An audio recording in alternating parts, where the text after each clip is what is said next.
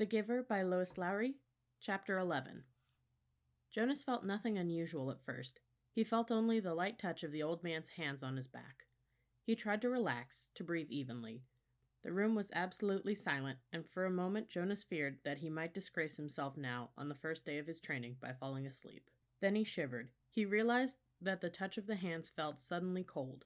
At the same instant, breathing in, he felt the air change, and his very breath was cold. He licked his lips, and in doing so, his tongue touched the suddenly chilled air. It was very startling, but he was not at all frightened now. He was filled with energy, and he breathed again, feeling the sharp intake of frigid air. Now, too, he could feel cold air swirling around his entire body. He felt it blow against his hands, where they lay at his sides, and over his back. The touch of the man's hand seemed to have disappeared.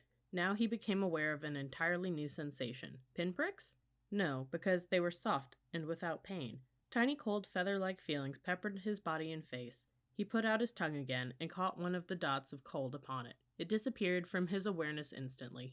But he caught another and another. The sensation made him smile.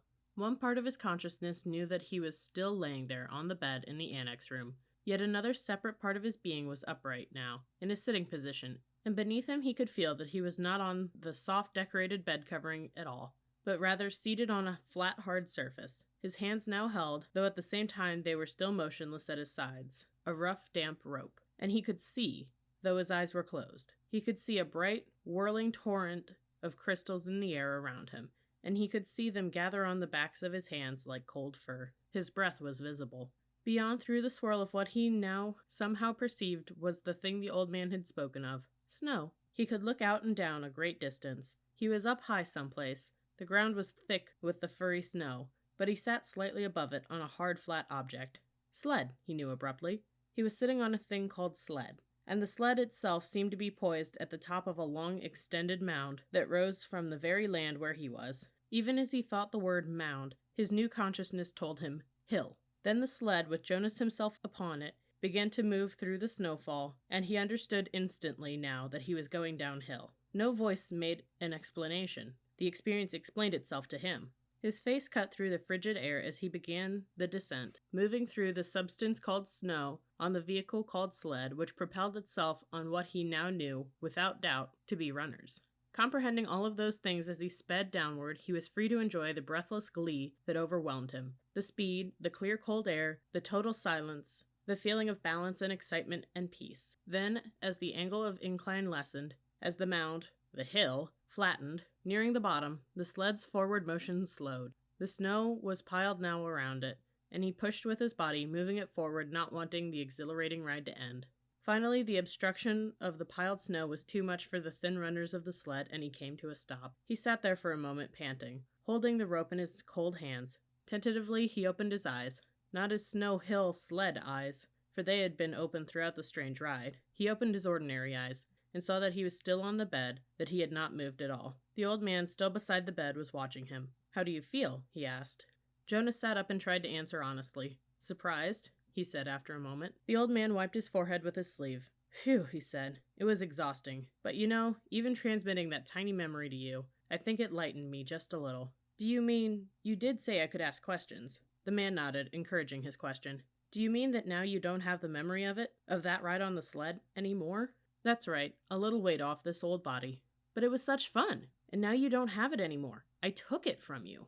But the old man laughed. "All I gave you was one ride on one sled, in one snow on one hill. I have a whole world of them in my memory. I could give them to you one by one 1,000 times, and there would still be more."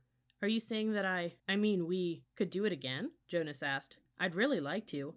I think I could steer by pulling the rope. I didn't try this time because it was so new." The man, laughing, shook his head. "Maybe another day for a treat. But there's no time, really, just to play. I only wanted to begin by showing you how it works. Now," he said, turning businesslike, "lie back down. I want to—" Jonas did. He was eager for whatever experience would come next. But he had suddenly so many questions. "Why don't we have snow and sleds and hills?" he asked. "And when did we in the past? Did my parents have sleds when they were young? Did you?" The old man shrugged and gave a short laugh. "No," he told Jonas. "It's a very distant memory. That's why it was so exhausting. I had to tug it forward from many generations back. It was given to me when I was a new receiver, and the previous receiver had to pull it through a long time period too. But what happened to those things? Snow and the rest of it. Climate control. Snow made growing food difficult, limited the agricultural periods, and unpredictable weather made transportation almost impossible at times. It wasn't a practical thing, so it became obsolete when we went to sameness. And hills too, he added. They made convenience of goods unwieldy. Trucks, buses slowed them down, so he waved his hand as if a gesture had caused hills to disappear. Sameness, he concluded. Jonas frowned. I wish we had those things still, just now and then. The old man smiled. So do I, he said, but that choice is not ours. But sir, Jonas suggested, since you have so much power, the man corrected him. Honor, he said firmly. I have great honor, so will you, but you will find that that is not the same as power.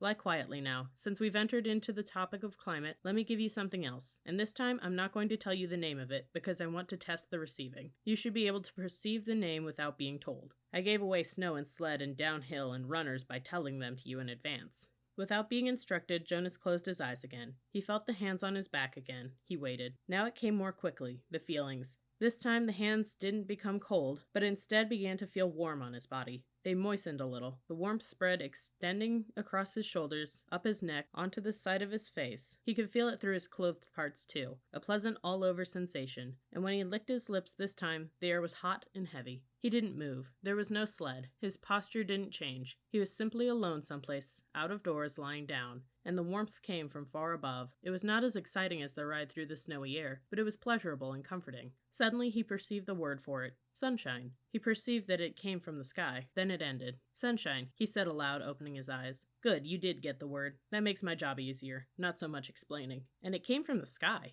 That's right, the old man said. Just the way it used to. Before sameness, before climate control, Jonas added. The man laughed. You receive well and learn quickly. I'm very pleased with you. That's enough for today, I think. We're off to a good start. There was a question bothering Jonas. Sir, he said, the chief elder told me, she told everyone, and you told me too, that it would be painful. So I was a little scared, but it didn't hurt at all. I really enjoyed it. He looked quizzically at the old man. The man sighed. I started you with memories of pleasure. My previous failure gave me the wisdom to do that. He took a few deep breaths. Jonas, he said, it will be painful, but it need not be painful yet. I'm brave, I really am. Jonas sat up a little straighter. The old man looked at him for a moment. He smiled. I can see that, he said. Well, since you asked the question, I think I have enough energy for one more transmission. Lie down once more. This will be the last today. Jonas obeyed cheerfully. He closed his eyes waiting, and felt the hands again. Then he felt the warmth again, the sunshine again, coming from the sky of this other consciousness that was so new to him. This time, as he lay basking in the wonderful warmth, he felt the passage of time. His real self was aware that it was only a minute or two.